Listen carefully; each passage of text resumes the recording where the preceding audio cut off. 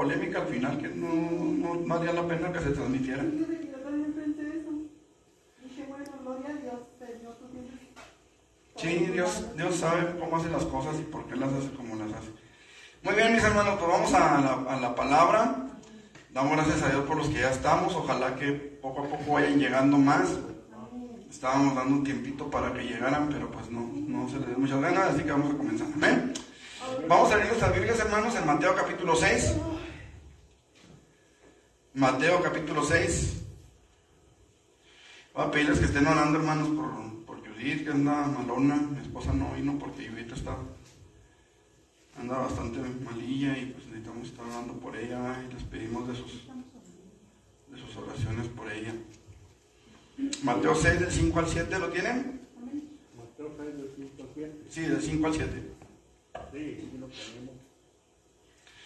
Dice la palabra: cuando ores, no seas como los hipócritas, porque ellos aman el orar en pie en las sinagogas y en las esquinas de las calles para ser vistos de los hombres. De cierto os digo que ya tienen su recompensa. Mas tú, cuando ores, entra en tu aposento y cerrada la puerta, ora a tu Padre que está en secreto, y tu Padre que ve en lo secreto te recompensará en público. Y orando, no uséis vanas repeticiones como los gentiles, que piensan que por su palabrería serán oídos. Vamos a orar. Padre, aquí venimos una vez más, Señor. Tú conoces nuestro corazón, el deseo que hay en nuestras vidas de adorar y de glorificar tu nombre en todo tiempo, Señor. Aún, Señor, en los momentos difíciles, de inquietudes, de dificultades, de enfermedades, de problemas, Señor, tú conoces todas las cosas y queremos dejar todas las cosas en tus manos para que tú obres, para que tú te glorifiques, para que tú, Señor, seas obrando todo en todos, Padre. En el nombre de Jesús nos presentamos ante ti, dándote gracias por tu misericordia y suplicándote, Señor, que tú hables a nuestras vidas, a nuestros corazones, que apresures los pasos de quienes puedan venir en camino, Señor, y que tu nombre sea glorificado esta mañana, Señor, en el nombre de Jesús. Amén. ¿Pueden sentarse, mis hermanos?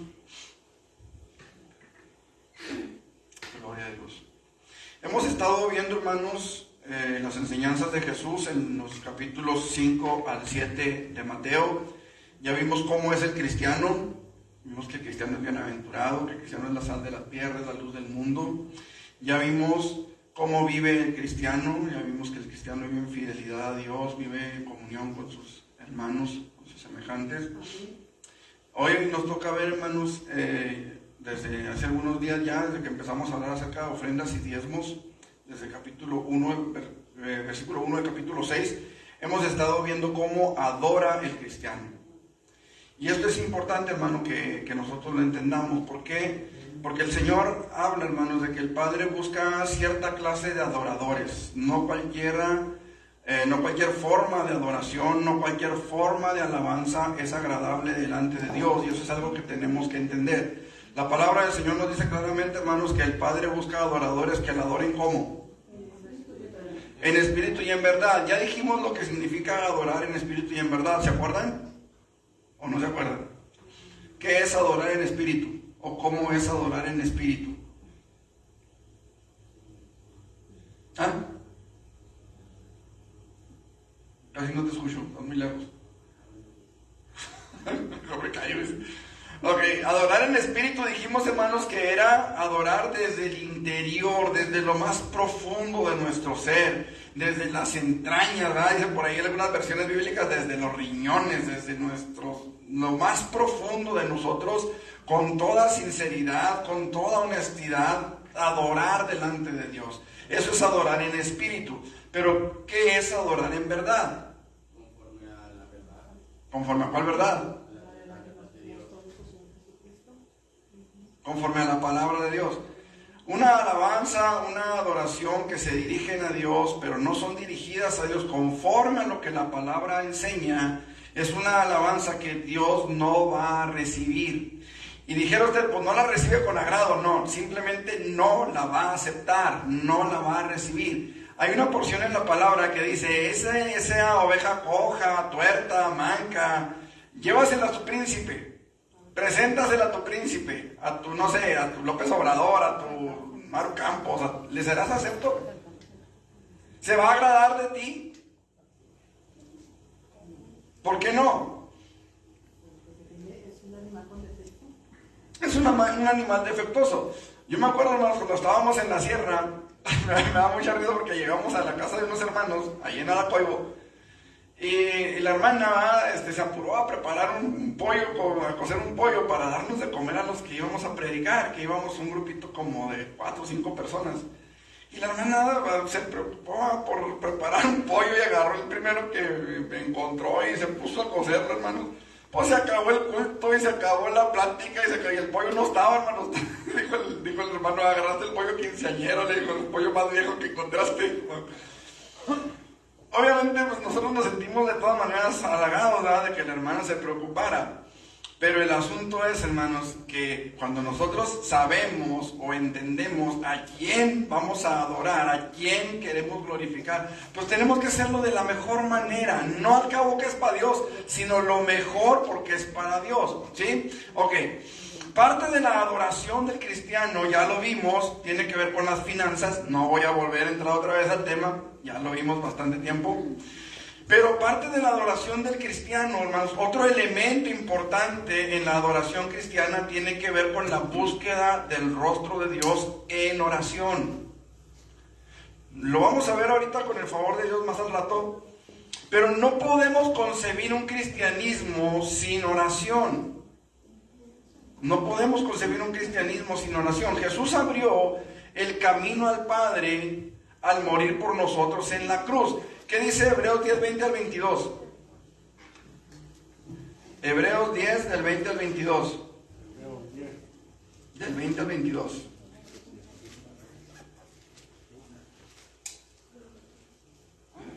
Por el camino nuevo y vivo que Él nos abrió a través del velo, esto es nuestra carne.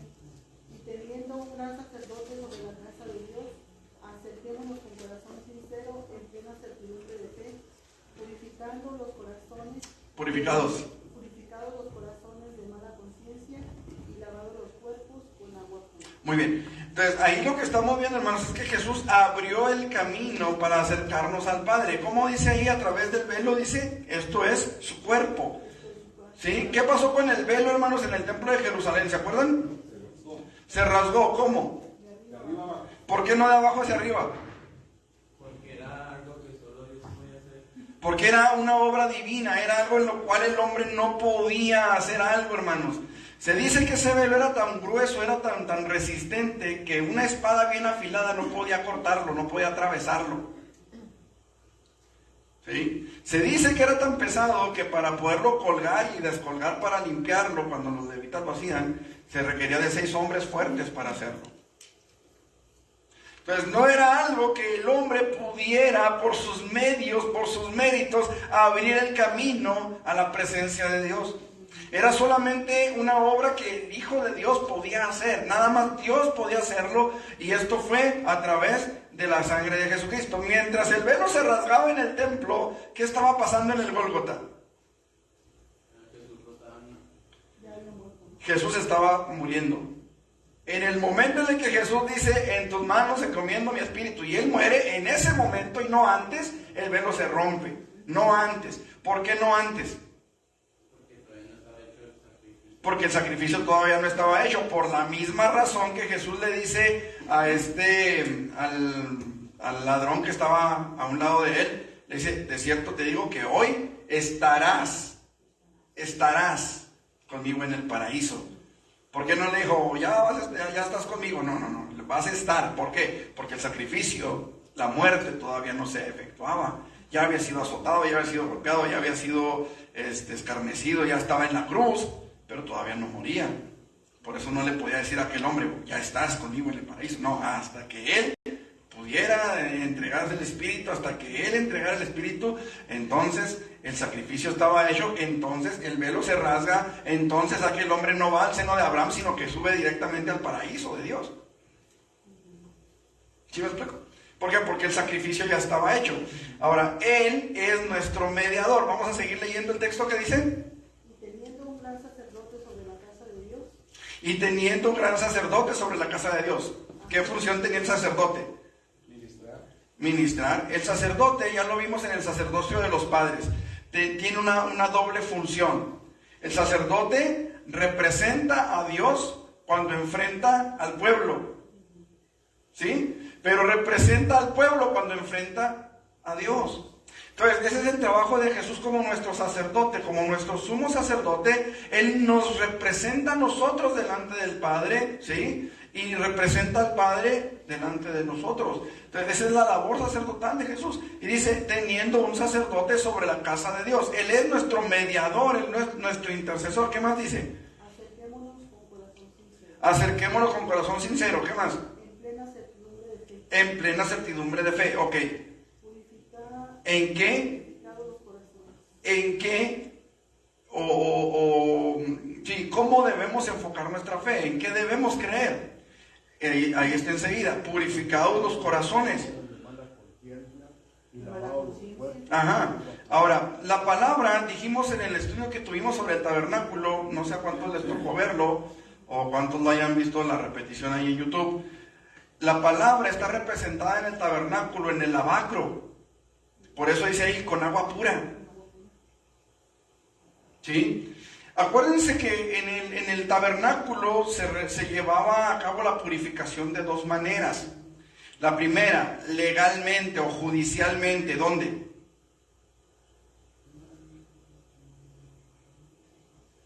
Bueno, es que ustedes no estuvieron en el estudio del tabernáculo, ¿verdad? Pero judicialmente nuestra purificación, nuestra limpieza se lleva a cabo en el altar del holocausto. Judicialmente, ahí somos declarados justos. ¿Sí? ¿Cuál fue nuestro holocausto? Jesús. ¿En dónde? En la cruz. ¿Sí? Ok, ahí somos justificados. Ahí somos librados de la condena porque el pago judicialmente se paga en el holocausto, en el altar del holocausto. ¿Sí? Pero a partir de ahí tenemos que seguir avanzando.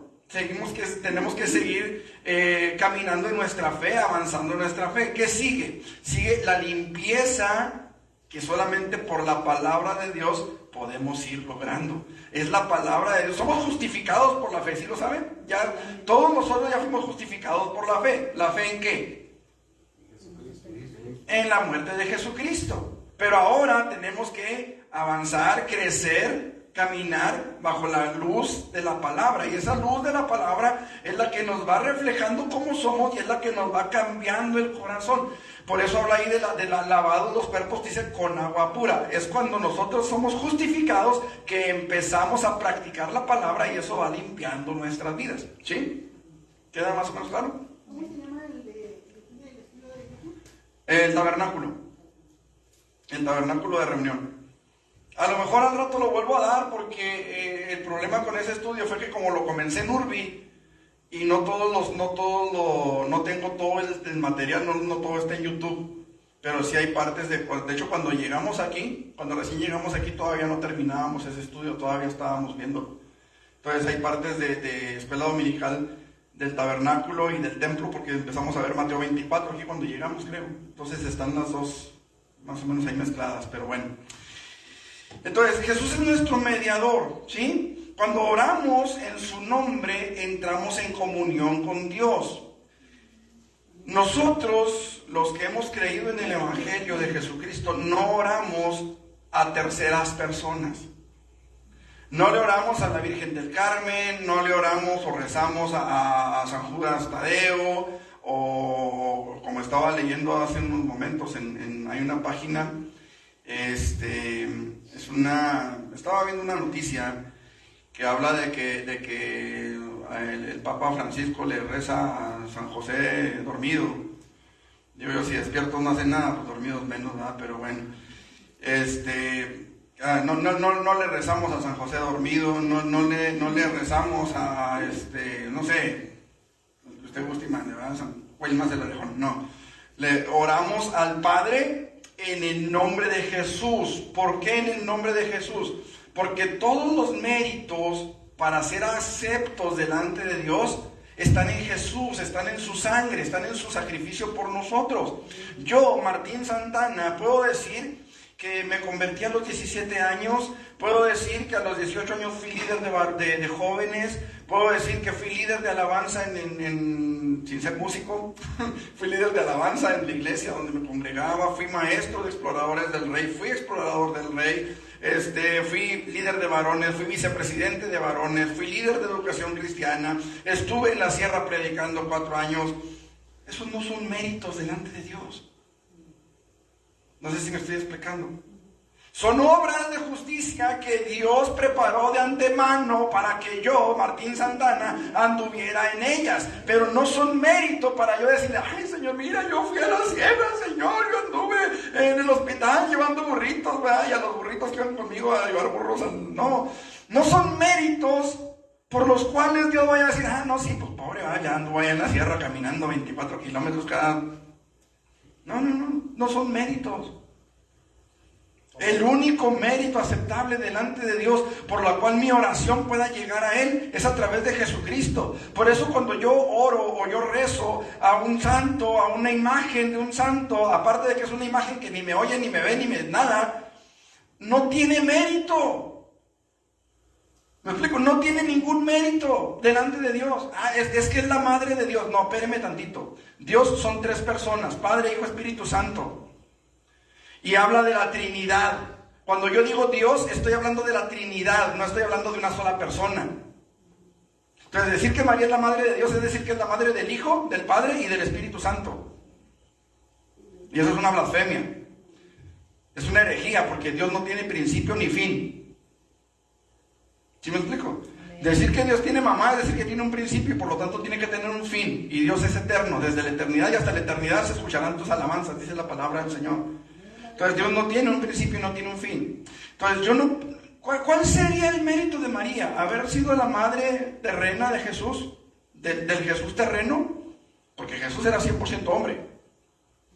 Ese sería su mérito. Ok, ¿ese es un mérito suficiente para que mi oración llegue a través de ella a Dios? No. ¿Por qué no? Porque ella halló gracia delante de Dios. ¿Qué es hallar gracia? Es recibir un favor que no se merece. Está más claro ni el agua, hermanos. Entonces, no hay mérito en ningún ser humano, hay mérito excepto en Cristo que murió por nosotros. Es el único que tiene mérito para poder hacer llegar nuestra petición delante del Padre. Es el único que tiene ese mérito. ¿Sí me explico? Entonces, nuestra oración, nosotros deseamos que nuestra oración llegue a la presencia de Dios, tenemos que hacerlo al Padre en el nombre de Jesús.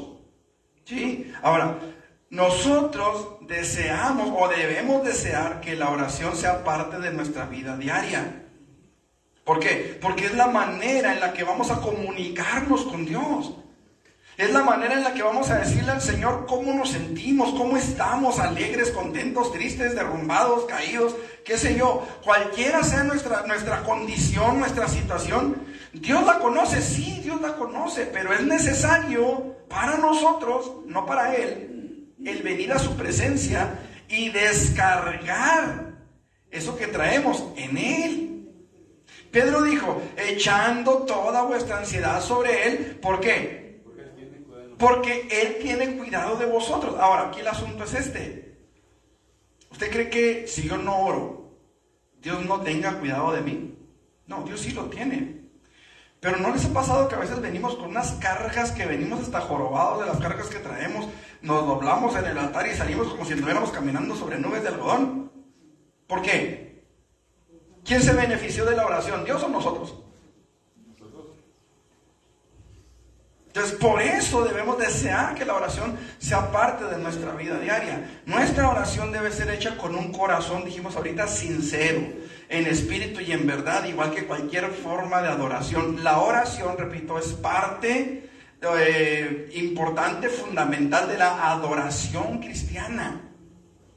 ¿Sí? Por eso, hermanos, es que necesitamos decirle al Señor, Señor, enséñanos a orar, no solamente a pedir. Porque mucha gente piensa que orar o rezar es hacer algo que cuando necesitamos o porque necesitamos. No, hermanos, orar, que no tiene nada que ver con rezar, por cierto, es una forma de alabanza, es una forma de adoración a Dios también. Amén. Ahora, el cristiano ora para comunicarse con Dios, no para agradar a los hombres. Los hipócritas oraban en público y eso Jesús lo toma como un acto de hipocresía en los fariseos. La pregunta es, ¿por qué? Cuando usted va al seguro, cuando usted va a visitar a una persona, cuando usted se topa con alguien en la calle y lo evangeliza y ora con él en la calle, pregunto, ¿puede ser tomado como un acto de hipocresía, sí o no? Quizás por los demás. Quizás por los demás. Pero Dios conoce el corazón. Ese es el punto. Ese es el punto. La pregunta creo sería más completa o mejor hecha si yo pregunto, ¿sería vista como hipocresía de parte de Dios? No. Depende. Fíjense, vamos a la Biblia. Versículo 5. Cuando ores, no seas como los hipócritas, porque ellos aman el orar en pie en las sinagogas y en las esquinas. Hasta ahí todo está bien. Y en las calles. Hasta ahí está bien. ¿Sí? Nosotros oramos aquí, en el templo. Oramos, podemos orar por alguien en la calle. Podemos orar por alguien en un hospital, rodeados de gente. Podemos orar. Y está bien. ¿Cuál es el problema? Dice, para ser vistos de los hombres. El propósito.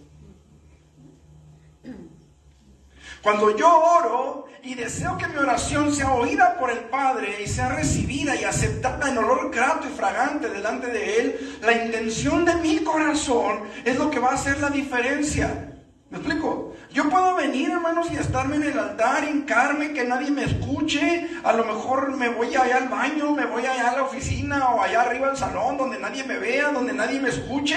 Pero si en mi corazón no está la actitud correcta, entonces ahí hay problema.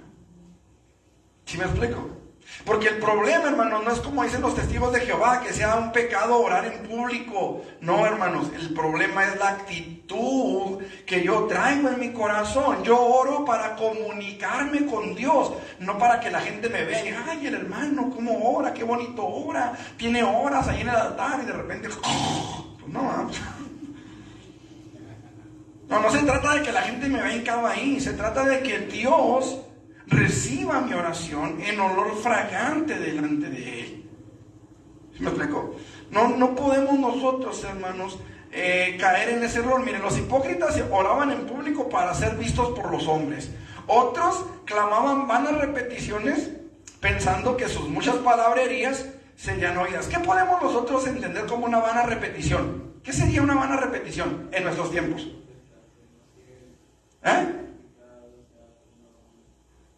El Padre Nuestro, dice Miguel. Bueno, ahorita vamos a ver el Padre Nuestro. Si no lo vemos ahorita, lo vemos la próxima semana. Pero no es precisamente, bueno, por ahí va.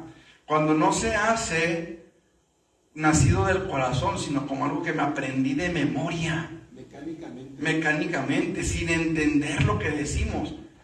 Los rezos son aprendidos de memoria. Alguien más los ideó, los escribió, se los imaginó y los escribió y se los enseñó a alguien más. Y ese alguien más a alguien más, y a alguien más, y a alguien más, y a alguien más, y a alguien más. Y nadie supo nunca lo que había realmente en el corazón de la persona que lo escribió. Había una hermana en mis tiempos de adolescencia. Sí. Allá aquí se hablaban en Dios es amor. Y siempre que ella le tocaba orar, y así no lo quiero decir. Siempre era lo mismo. O sea, Dios dice su palabra que antes de que hablemos, conoce lo que vamos a decir porque Él es Dios y sabe el corazón. Pero en este caso era tan mecánica la hermana que todo el mundo sabíamos aparte de Dios. ¿Qué es lo que iba a decir? Sí, ahora, eso es algo que, miren, muchas veces sucede que aprendemos algo de memoria y no sabemos ni lo que estamos diciendo en realidad. Por ejemplo, y esto lo digo sin ánimo de ofender a nadie, sé que habrá gente viendo en internet, luego sin ánimo de molestar ni de ver mal a nadie, pero ¿cuántos de ustedes que están aquí aprendieron a rezar el Ave María? Amén. ¿Sí? Ok, ¿cómo dice el Ave María? ¿Cómo empieza? Dios te salve María. Sí, ok, vámonos por partes. Dios te salve. ¿Usted cree que la reina del cielo y emperatriz de América necesita que Dios la salve?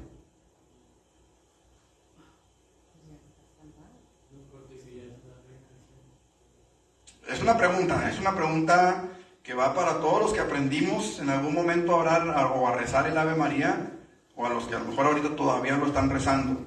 Es una pregunta válida, sin ánimo de ofender a nadie. ¿Usted cree que la reina del cielo y emperatriz de América, como le llaman, necesita que Dios la salve? Pues ya fue salvada desde el momento. No, pero hablando... No, hablando del rezo. Estoy hablando del rezo. María fue salva no por ser la madre de Jesús, sino por su fe en Él. En Jesús, en el Hijo de Y Dios. si no creyó en Él, por mucho que fuera la madre de Jesús, tortis mortis. Porque la salvación no es por ser la madre de Jesús, sino por fe en Él. Así es. Eso tenemos que tenerlo bien claro, hermanos. Pero bien claro. Nuestra salvación no es... Imagínense, si la salvación fuera solo por ser la madre de Jesús, ¿dónde quedamos los hombres? O el resto de las mujeres. Bueno, pues María le creyó a Dios en el momento que se le dio el mensaje de que iba a concebir al Hijo de Dios, ¿verdad? Sí. Y ella creyó también ya cuando Jesús hizo la obra de Dios. Me imagino que María creyó en Jesús, ¿verdad? Y sin embargo en Marcos dice que lo creía loco. Simplemente, Por lo que leemos en su palabra, ¿verdad? Por lo que simplemente leemos. el cántico de María, mi alma se regocija en Jesús. En Dios mi Salvador. Ajá. En Dios mi Salvador, dice. Mi Salvador. ¿Usted cree que la reina del cielo necesita un Salvador? O sea, hablando del rezo. Pues hablando O sea, de quiero hacerme entender. Estamos hablando de la oración y de los rezos. Estamos hablando de del eso. rezo, si ellas le están orando, o sea, ahí están equivocados ellos, porque si ellas le están pidiendo, entre comillas, a un Dios que necesita ser salvado, pues ¿cómo está eso, verdad? Ajá, o sea, lo están haciendo con el... Eso es a lo que me refiero, es a donde los quiero llevar. Las vanas repeticiones son esas oraciones que a veces se hacen mecánicamente sin entender lo que se está diciendo, ¿sí? Porque a veces estamos, no sé, diciendo hasta blasfemias, herejías, sin entender lo que estamos diciendo. O sea, Dios te salve, María. Ahora, ¿a quién se le hace ese rezo regularmente? Aquí en México. Aquí en México, vámonos La a Virgen de Guadalupe. A la Virgen de Guadalupe, ok. Pregunto, ¿María era de Guadalupe o era de Israel? ¿Dónde es Guadalupe? En España. Aquí también hay un Guadalupe, en Nuevo León. Pero la Guadalupe, o la ciudad Guadalupe a la que se refieren cuando dicen la Virgen de Guadalupe, se refieren a Guadalupe, España. Está como ¿sí saben cómo se llama la escuela esta, la que está en la Politécnico? ¿Cómo se llama? La Salle. ¿Sí saben cuál es el nombre completo? San Juan Bautista de la Salle. Pregunto, ¿de dónde era San Juan Bautista? ¿Era de la Salle o era de la Salle está en Italia? ¿Era de la Salle o era de Jerusalén, de Israel? Entonces, aquí tenemos nosotros que entender esto, hermano. A veces las vanas repeticiones nos llevan a pedirle a personas o a sujetos que nada que ver, nada absolutamente que ver con la Escritura. ¿Por qué? Porque se aprende de memoria, pero no se analiza lo que se está diciendo. Hablando del Padre Nuestro, lo vamos a analizar. Vamos a ver parte por parte a qué se refiere el Padre Nuestro. Porque no es nada más repetir como Jesús dijo, vosotros pues oraréis así, no dijo rezaréis, dijo oraréis así. ¿Qué quiere decir? Que el Padre Nuestro es un modelo que nosotros tenemos que seguir. Pero no es de Padre Nuestro que estás en los cielos, santificado sea tu nombre. No. Vamos a analizarlo. Y vamos a ver qué es lo que estamos realmente o cómo es que realmente estamos orando. Si estamos orando o estamos repitiendo como algo mecánico. Iba a decir como pericos, pero no quiero ofender a nadie. Como algo mecánico que ni siquiera analizamos o entendemos. ¿Sí? ¿Estamos o no estamos? Ok. Decía, clamaban vanas repeticiones, dice aquí el versículo, pensando que por sus muchas palabras serían oídos. ¿No les ha tocado que de repente se ponen a platicar con alguien que habla y habla y habla y habla y habla y habla y habla y habla y habla y habla y habla y habla y habla y al último ustedes nomás los oyen pero no los escuchan? Sí. A lo mejor después la persona dice, pues si ya te había dicho, pues se perdió en el infinito y no supo en qué momento se lo dijeron. Es que también hay que analizar el tipo de oraciones, porque por ejemplo cuando oramos por la comida, siempre es lo mismo que se dice: Señor, gracias por estos alimentos. Claro, pero lo hacemos de corazón, pero digo, son las mismas palabras. Ajá, Te sí. pedimos que los bendigas, los santifiques y los multipliques, y es el mismo molde que se da todos los días y hasta 3 veces o 4 veces al día. Ajá, y decía un Pero- hermano, les decíamos ayer, ¿verdad? Decía un hermano, y límpialos de toda mano cochina que los haya preparado. Pero digo, esas no son vanas repeticiones, porque lo estamos haciendo de corazón y estamos pidiendo por algo específico. Ajá. Lo mismo cuando salimos de la casa o cuando vamos a salir de viaje. Yo acostumbro a orar siempre que salimos, que voy al trabajo o que oro por mi familia. Pues siempre pronuncio los mismos nombres: Amaris, Yaretsi, Ebedi, por mí. Eso no significa que sean vanas repeticiones. Así es. Porque- Por ejemplo, miren, nosotros aquí tenemos la lista de oraciones que tenemos realmente Ajá. casi todos los viernes, o más bien todos los viernes. Todos los viernes oramos por estas peticiones. Todos los viernes. Y no son vanas repeticiones. ¿Por qué no son vanas repeticiones? Porque no es algo que esté eternamente y para siempre ahí. Son peticiones que se hacen cuando el Señor responde, se quitan y punto. ¿Sí os explico? O sea, son necesidades reales y que se están entendiendo lo que estamos pidiendo. No es ¿Y algo a quién le estamos pidiendo? ¿Y a quién le estamos pidiendo? O sea, estamos razonando la necesidad, sabemos lo que vamos a decir, y aunque sea lo mismo, oiga, pues imagínense yo orar por mi familia, ¿verdad? Y Señor, pues bendice a Pedrito y a Juanito. ¿De dónde? Si los míos se llaman Miguel y Judith. Exacto. O sea, si me explico. Aquí las situaciones, hermanos, cuando son malas repeticiones es, ¿qué es lo que estoy diciendo? ¿Por qué lo estoy diciendo como lo estoy diciendo? ¿Entiendo lo que estoy diciendo? ¿Entiendo que a quién me estoy dirigiendo? ¿Sí me explico? ¿Por qué, hermano? Porque de repente, repito, hay una oración que a alguien se le ocurre y suena bonito y se la enseña a todo el mundo, pero todo el mundo no entiende lo que está pasando. Decía hace un momento, estaba leyendo, me acordé de un video que me llegó de un sacerdote que él hablaba de que el Papa, donde quiera que viaja con una estatua, con una imagen de San José dormido. Pero no le quise dar mucho crédito y me puse a investigar a ver qué tan cierto era, porque dije, no vaya a ser la de malas, ¿verdad? Y no, resulta que sí, en un viaje a Filipinas, el Papa Francisco dijo que él siempre viajaba con una estatua de San José dormido, porque él le tenía mucha fe a San José dormido. La pregunta es, ¿de dónde sacan eso? Ah, es que San José, decía ahí el artículo, ¿verdad? Dormido, él recibió revelaciones de parte de Dios, hablando de que Jesús, ¿verdad? Que llévatelo a Egipto y que tráetelo otra vez, porque ya murió Herodes, etcétera, etcétera. Fue dormido, ¿sí? Que cuando Herodes recibe la revelación de que María había concebido del Espíritu Santo, recibió esa revelación dormido. Entonces, como él dormido es como oye, pues le ponen ahí sus peticiones escritas debajo del mono para que las oiga dormido y ya interceda. Repito, esas son vanas repeticiones. ¿Por qué? ¿Qué mérito tiene José Ninguno. para acercarse al Padre? ¿Sabe que la Biblia no nos dice si José creyó o no creyó en Jesús, ya como Salvador? No dice que era un hombre justo. Sí, pero no dice que haya puesto su fe en Jesús para ser salvo. Y la Biblia dice que todas nuestras justicias son como que. Un trapo del mundo. Entonces, ¿cuál mérito pudiera haber en ellos? Repito, nuestro único mérito delante del Padre está en la cruz del Calvario, en Jesús. Amén. Ok, los santos del Antiguo Testamento, hermanos, se comunicaban constantemente con Dios por medio de la oración. Vamos a ver qué dice Génesis 17, del 18 al 20. Génesis 17, 18 al 20 y 20, 17. Acuérdense que los que tienen el manual, acuérdense que siempre que doy este estudio le estoy cambiando. Entonces, al final del estudio me recuerdan para sacarles una copia a partir de la página 13. Génesis 17, del 18 al 20. Ya les había dicho del manual, acuérdense. Lo que pasa es que siempre estoy trabajando en estos estudios, hermanos. Siempre que los doy me pongo a investigar más y más y los voy enriqueciendo más. De hecho, ya son 44 páginas, ya no son 20 y tantas.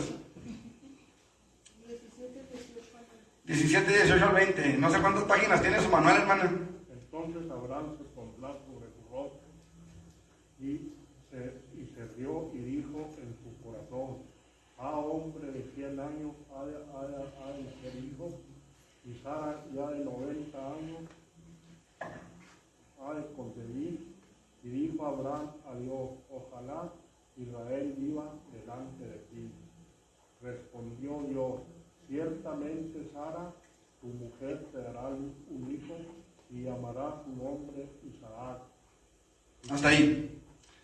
Hasta ahí está bien. Y confirmaré mi pacto con él como pacto perpetuo para descendientes después de él. Hasta ahí, hermano. Hasta ahí está bien. ¿Qué es lo que vemos ahí? Vemos a Abraham haciendo una oración y Dios responde. La oración de Abraham aquí, hermanos, es muy significativa porque es una oración que cambia el destino de Ismael. Si usted se sigue más adelante, déjame ver. A ver qué dice el 20:17. 20:17. Sí. Entonces Abraham oró a Dios y Dios sanó a Abimelech y a su mujer y a sus siervas y tuvieron hijos. Sí, muy bien. Ahí vemos otra vez la oración de Abraham, ¿verdad? Vamos a ver, déjeme ver, dijimos 20:17. Déjeme ver. Capítulo 20.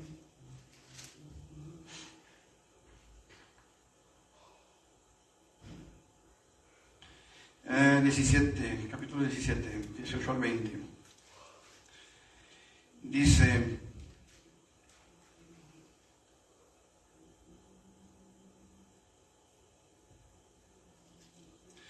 entonces Abraham se postró sobre su rostro y se rió, y dijo en su corazón: a hombre de 100 años ha de nacer hijo, y Sara ya de 90 años ha de concebir. Y dijo a Abraham a Dios: ojalá Ismael viva delante de ti.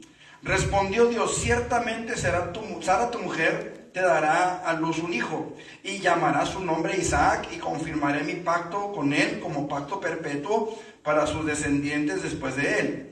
Versículo 20. Y en cuanto a Ismael, también, ¿qué dice? También te he oído. He aquí que le bendeciré y le haré fructificar y multiplicar mucho en gran manera. 12 príncipes engendrará y haré de él una gran nación. Si usted se fija, hermano, la oración de Abraham cambia el destino de Ismael. Cambia el destino de Ismael. Y fue una oración bien cortita. Ojalá Ismael viva delante de ti. Y esa simple oración que Abraham hizo cambió completamente el panorama para Ismael. Fíjese, mi promesa, mi pacto es con Isaac. A él le voy a dar la herencia, a él lo voy a bendecir, pero en cuanto a Ismael, también te oí. También a Ismael lo voy a bendecir. ¿Por qué? Por tu oración. Ahí vemos, hermanos, cómo los santos del Antiguo Testamento buscaban a Dios en oración. Se comunicaban con Él a través de la oración. Vamos a ver qué dice Números 11:2. Números 11:2. Alguien que me busque también primero de Samuel 8 del 6 al 7 y Daniel 6 del 10 al 13. Números, ¿y cuál fue el otro? Números 11:2. Primero de Samuel 8 del 6 al 7. Números 11:2, ahí están. ¿Qué dice? El pueblo clamó a Moisés, y Moisés oró a Jehová, y el fuego se extinguió. Ok, el pueblo clamó a Moisés, y Moisés oró a Jehová, y el fuego se extinguió. Daniel. Sí, primero de Samuel 8 del 6 al 7, pero me preguntaron Daniel, ¿no? Daniel 6 del 10 al 13.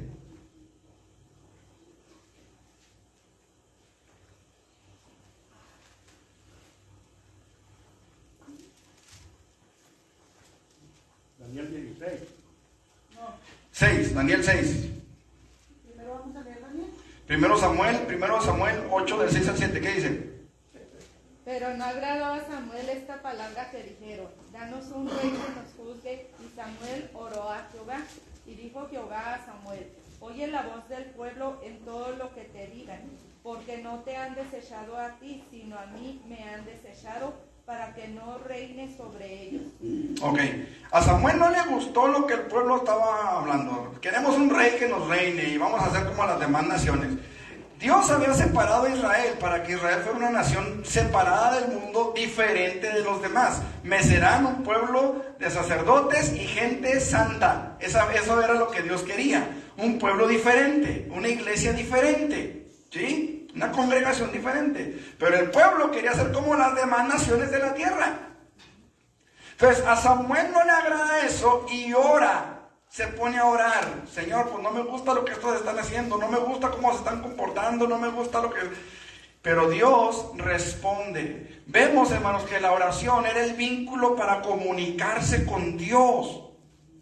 Es el vínculo bíblico para comunicarnos con Dios. Hace tiempo, creo que se los he comentado, yo trabajaba en un orfanatorio y el DIF nos entregaba una despensa mensual. Entonces yo tenía que ir al DIF. Llegaba a una oficina, en esa oficina me daban un vale y ya después de ese vale yo iba al almacén y recogía la despensa. Y en cierta ocasión me cambiaron de oficina y llego a la otra oficina y en la oficina había una recepción y en esa recepción había una mesa y en la mesa había unos volantes, unos como tipo folletos evangélicos que repartimos nosotros, pero estos decían la confesión de pecados ante Dios o el sacerdote. Y obviamente pues traía ahí la información y dentro de la información que traía decía, los protestantes dicen que el hombre debe de confesar sus pecados directamente a Dios, y luego decía entre paréntesis como si Dios tuviera celular. Yo no sé quién les dijo que para comunicarnos con Dios se necesitaba un celular, pero en la Biblia dice que los hombres y las mujeres, porque incluso Ana, la Biblia dice que Ana llegó al templo y se hincó en el templo y dice que ni siquiera se oía su voz, solamente sus labios se movían. De tal manera que el sumo sacerdote Elí la juzgó ebria y le dijo: digiere tu vino. ¿Sí o no? ¿Se acuerdan? Está en la Biblia. Pero ella dijo: no, sino que hay una aflicción en mi corazón. Cuando nace Samuel, ella regresa con Samuel y lo entrega en el templo para consagrarlo a Dios. Y ella le dice a aquel sumo sacerdote, ella le dice: por este niño oraba. Entonces, nuestra oración, hermanos, es el vínculo, es la manera que tenemos para comunicarnos con Dios. Jesús nunca dijo: ustedes van a agarrar el teléfono y van a marcar, o van a mandar un WhatsApp, o van a mandar ¿cómo se llama? Un inbox, ¿qué más hay? No, él dijo: orarán así. Entonces es importante, hermano, que nosotros vayamos a la Escritura y entendamos que la oración es el vínculo para orar, para comunicarnos con Dios. Daniel, ¿qué dice Daniel? Capítulo 6, versículos 10 al 13. Cuando Daniel supo que el edicto había sido firmado, entró en su casa y abiertas las ventanas de su cámara que daban hacia Jerusalén, se arrodillaba 3 veces al día y oraba y daba gracias delante de su Dios cuando lo solía hacer antes. ¿Cómo? Como lo solía hacer. Fíjense bien, hermanos. Entonces se juntaron aquellos hombres y hallaron a Daniel orando y rogando en presencia de su Dios. Fueron luego ante el rey y le hablaron del edicto real. No has confirmado. Se me hace que se fue muy lejos, ¿no? Dijo que hasta el 13. ¿Y en cuál vamos? ¿En el 12? Entonces yo me fui muy lejos. Y fueron luego ante el rey y le hablaron del edicto real. No has confirmado edicto que cualquiera que en el espacio de 30 días pida a cualquier dios hombre fuera de ti, oh rey, sea echado en el pozo de los leones. Respondió el rey diciendo: verdad es, conforme a la ley de Media y de Persia, la cual no puede ser abrogada. Entonces respondieron y dijeron delante del rey: Daniel, que es de los hijos de los cautivos de Judá, no te respeta a ti, oh rey, ni acata el edicto que confirmaste, sino que 3 veces al día hace su petición. Ok, fíjense que Daniel abre las ventanas de su casa para que todo el mundo lo vea. ¿Sí? Para que todo el mundo lo vea. Pregunto, ¿había hipocresía ahí? No. ¿Por qué no? Por la intención de su corazón. sobre todo, hermanos, porque dice ahí, como lo solían hacer antes. O sea, no fue algo de que ahora no. Él ya tenía esa costumbre de orar. ¿Por qué abría la ventana? Ni siquiera hubo rebelión porque él solía hacerlo. Ya lo solía hacerlo. ¿Y por qué abría la ventana? Para que entrara aire. Pues que La cosa aquí, hermanos, es la intención de Daniel. Es la misma intención que la de los jóvenes hebreos. Es la misma intención. Era glorificar a su Dios. Sepas, oh rey, que nuestro Dios a quien servimos puede librarnos del horno de fuego. Y si no nos libra, no nos vamos a inclinar ante sus dioses. O sea, no era una intención hipócrita la de Daniel. Era glorificar a su Dios. Era para que ellos entendieran y supieran y vieran que el Dios de Daniel era Dios. Y tan. Como testimonio de su fe. Es como ahorita, hermano, miren, nosotros nos quieren callar la boca con esto de las reformas que se han hecho en cuanto a las comunidades del abecedario. Pero no nos vamos a callar. O sea, vamos a seguir llamándole pecado al pecado. Obviamente no vamos a condenar ni a juzgar ni a algo que no nos corresponde en cuanto a esa gente. Pero no nos vamos a callar y vamos a seguir llamándole pecado al pecado. Porque pecado no nada más es la homosexualidad, también es el adulterio, también es la fornicación, también es la mentira, también es el robo, el asesinato, el secuestro. Todo eso es pecado. Y no nos vamos a callar, vamos a seguirlo diciendo. ¿Me explico? Aunque a ellos les raspe de esa manera y a los otros les raspe de la otra. Pero pecado es pecado. Y eso fue lo que hizo Daniel. Y eso fue lo que hicieron los jóvenes hebreos. No nos vamos a inclinar ante tus dioses. No nos vamos a inclinar ante la pornografía. No nos vamos a inclinar ante el adulterio. No nos vamos a inclinar ante el homosexualismo o ante todas las desviaciones que hay en cuanto a eso. No nos vamos a callar. Vamos a seguir hablando la verdad. Aunque le duela a quien le duela. Aunque tengamos que predicar en la cárcel y salgan los secuestradores de la cárcel para que nosotros estemos allá. No le hace. Pero eso fue lo que Daniel hizo. Ahora, los apóstoles oraron constantemente después de que Jesús ascendió al cielo. Hechos 1, del 13 al 14. ¿Qué dice? Y entrados salieron al aposento alto donde moraba Pedro y Jacobo, Juan, Andrés, Felipe, Tomás, Bartolomé, Mateo, Jacobo hijo de Alfeo, Simón el celote y Judas hermano de Jacobo. Todos estos perseveraban unánimes en oración y ruego con las mujeres y con María la madre de Jesús y con sus hermanos. Ok, entonces aquí vemos cómo los apóstoles, todos ellos junto con los discípulos, oraban a Dios juntos, tenían eso por costumbre. Esto obviamente después de que Jesús ascendió a los cielos. Acuérdense que los hermanos de Jesús no creían en él hasta después de que resucitó. Ahí mencionan los hermanos de Jesús, ¿sí? Con María, la madre de Jesús, y sus hermanos. Entonces, ahí, hermanos, vemos cómo ellos perseveraban en la oración. Amén. También, hermanos, la iglesia llegó a practicar la oración colectiva y esta llegó a formar parte de la adoración cristiana también. Hechos 2:42, ¿qué dice? Y perseveraban en la doctrina de los apóstoles, en la comunión unos con otros, en el partimiento del pan y en las oraciones. Ok, y en las oraciones, ahí persistían, ahí se mantenían, ¿sí? 12:5, ¿qué dice? Y yo creo que con esto terminamos por hoy. 12:5. Así que Pedro estaba custodiado en la No nos cárcel, alcanzamos. pero la iglesia hacía sin cesar oración a Dios por él. Pero la iglesia hacía sin cesar oración a Dios por él. ¿Por quién? Por Pedro. No en el nombre de Pedro y no a Pedro. A Dios por él. ¿Estamos? Ok, además de la oración colectiva en la congregación, todo hijo de Dios debe de tener un lugar para estar a solas con Dios. Mientras no haya un lugar así, hermanos, la oración en secreto no se va a mantener por mucho tiempo ni de manera persistente. Había una mujer, creo, no me acuerdo bien si era la mamá de Juan Wesley o de uno de esos hombres, grandes hombres de la fe, que su lugar secreto era debajo de su mantel, de su delantal. Ella se sentaba en una silla, tenía un montonal de hijos, y se sentaba en una silla, hermanos, y se tapaba con el delantal la cabeza, y sus hijos ya sabían que estaba en su lugar de oración. Ni se le arrimaban cuando estaba así, porque ya sabían que ella estaba orando. Savonarola fue uno de los reformadores.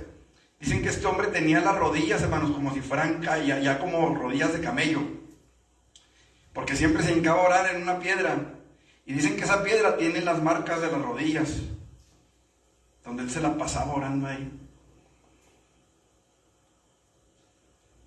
La reina de Escocia decía que ella le tenía más miedo también a uno de estos reformadores cuando se ponía a orar que a un ejército enemigo.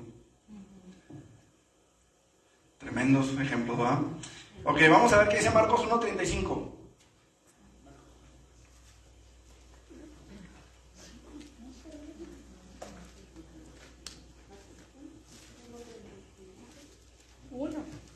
Sí. Levantándose muy de mañana, siendo aún muy oscuro, salió y se fue a un lugar desierto y allí oraba. ¿Quién?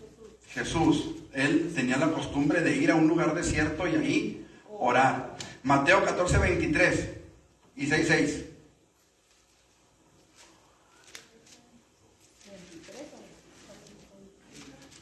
14:23 y 6:6.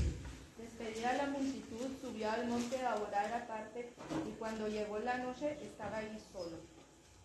Estaba ahí solo. Subió a orar a un lugar aparte, y cuando llegó la noche él estaba ahí solo. ¿Sí? El 6:6 dice: mas tú cuando ores, entra en tu aposento y cerrada la puerta, ora a tu Padre que está en secreto, y tu Padre que ve en lo secreto te recompensará en público. Entonces, a menos que exista ese lugar de la oración en secreto, no se va a mantener por mucho tiempo ni de manera persistente.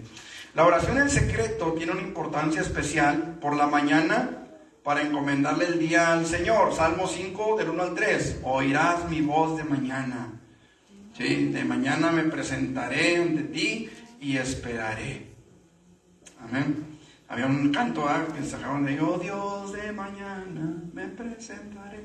Ok. Bueno, esa es otra versión, ¿verdad? No, si les digo que la Biblia es más rica que... Ok, por la noche, para darle gracias a Dios por su misericordia, Salmo 4:8. Porque solo tú, Jehová, me haces vivir confiado. Muy bien. En ocasiones en que el Espíritu Santo impulsa al creyente a orar, Marcos capítulo 6, 45 al 46. En paz me acostaré a ti mismo, dormiré, porque solo tú, Jehová, me haces vivir. Marcos 6, 45. Enseguida hizo sus discípulos entrar en la barca e ir delante de él a Betsaida, en la otra ribera, entre tanto que él despedía a la multitud. Y después de que los hubo despedido, Y después de que los subió al monte a orar. Entonces, cuando el Espíritu Santo le impulse a orar, ore. Estaba escuchando hace tiempo el testimonio de una persona, un pastor, que de repente dice que él se despertó en la madrugada y empezó a orar. Y empezó a orar y a orar y a orar y empezó a hablar en lenguas. Y se asustó, decía, no sé, dice, ¿qué me pasó? Me dio miedo, me asusté y dije yo: Señor, ¿qué está pasando? Y el Señor me mostró en mi mente una imagen, un mapa. Dice, y en el mapa yo veía que se acercaba a un país que era Brasil. Y de repente se veía una nube negra, dice, que invadía, así que entraba a Brasil. Y el Señor me dijo: esa nube que ves, dice, son demonios que están tratando de infiltrarse en Brasil. Ahora, Padre, tú estás reprendiendo esos demonios. Dice, no, me bajé de la cama y me quedé y empecé a orar. Y sucede, hermanos, a nosotros, bueno, a mí me pasó en cierta ocasión que Dios me levantó en la madrugada también. Era una noche de Halloween precisamente. Y el Señor me despertó y empezamos a orar por un joven de la congregación, José Luis Chávez. Y empezamos a orar por él. Y eso fue un viernes, me acuerdo, y el domingo que lo vimos en la iglesia, él nos comentaba a mi esposa y a mí que esa noche la novia que él tenía en ese tiempo era bruja y lo habían querido sacrificar, y nada más para eso le había dicho que sí, para tener a alguien a quien sacrificar en la noche de Halloween. Entonces Dios nos impulsó ahora por él, gracias a Dios, Dios lo libró, y pues bueno, sucede. Hay veces que Dios nos va a inquietar, nos va a motivar a orar. Usted ore, aunque no sepa la necesidad, aunque no tenga, si usted de momento siente la necesidad de orar por su pastor, aunque no sepa por qué, ore, Señor, tú lo conoces, ¿verdad? Llévatelo, tengo misericordia de él, pero ore por su pastor, ore por sus hermanos, que si el Espíritu Santo le impulsa a orar, hermano, no deje de hacerlo. Estas oraciones pudieran ser por uno mismo o por los demás. El Padre Celestial promete recompensar a sus hijos de modo manifiesto de 3 formas. Número 1, con la oración respondida, según Juan 14, del 13 al 14.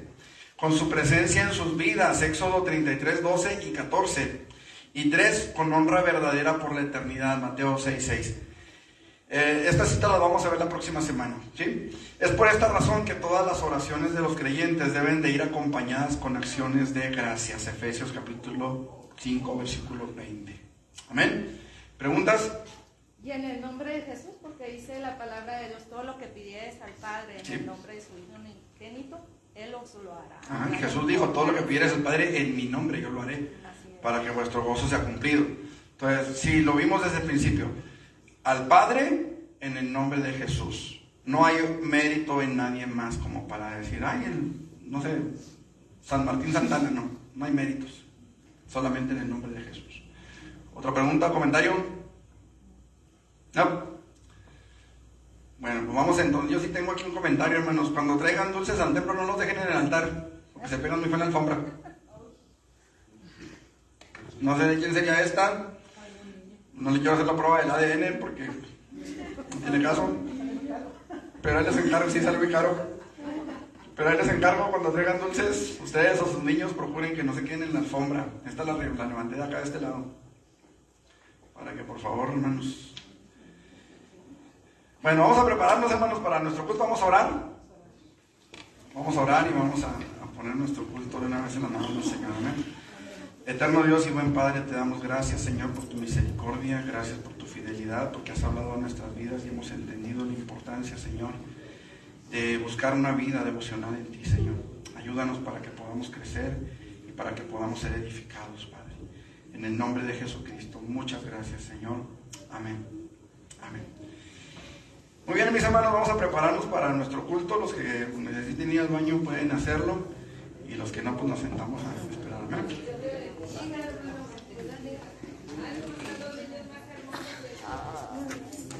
¿Cómo están?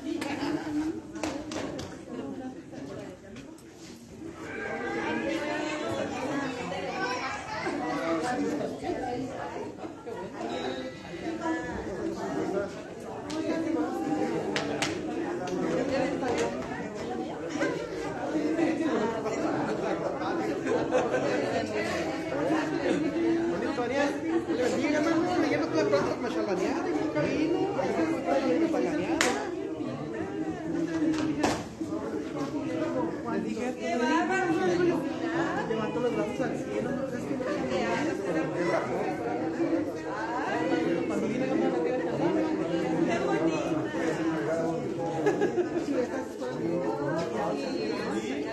dime, me imaginé que no estaba ahí. Sí,